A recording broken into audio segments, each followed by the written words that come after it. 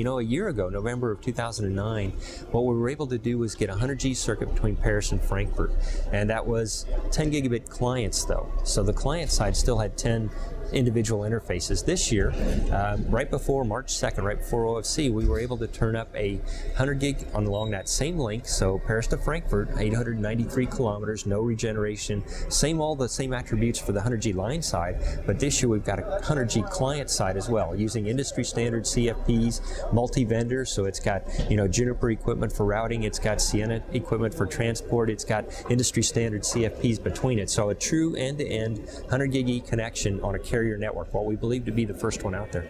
For locations like Paris to Frankfurt, yes. Now that's where you get into how are we going to share that going forward for less demand places. You know, keep in mind that our network isn't perhaps as spread out in Europe and Asia as it would be in the US, where you've got hundreds of locations perhaps, but it's certainly, so it is aggregated a little more than you'd see conventionally, but yes, we're filling that 100 gig pipe up. I do believe so. I think that we did a few things right at 100 gig, not only the line side, but also the client side. You know, all the industry standards working together, IEEE, ITU-T, to get all the rates and everything compatible, even though I know that 40 gig is now. Also worked a lot with the component manufacturers and OIF putting together the MSAs and all of the structure that goes underneath, the support structure. So I do believe that 100 gig will become the new industry standard, the default answer, if you will, for most trunking.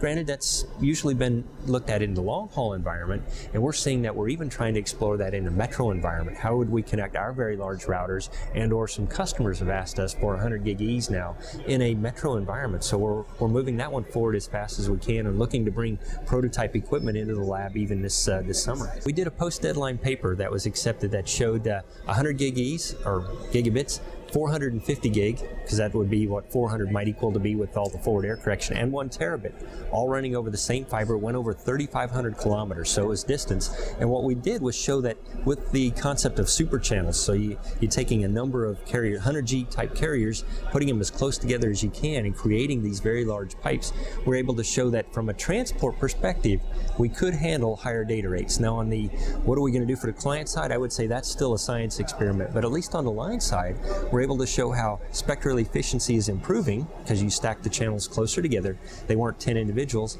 and that you could still maintain that same distance, which is really important for a large carrier like us. So I think that we're making good progress on the line side. We have to work with the standards bodies, see what we want to do with the client side next.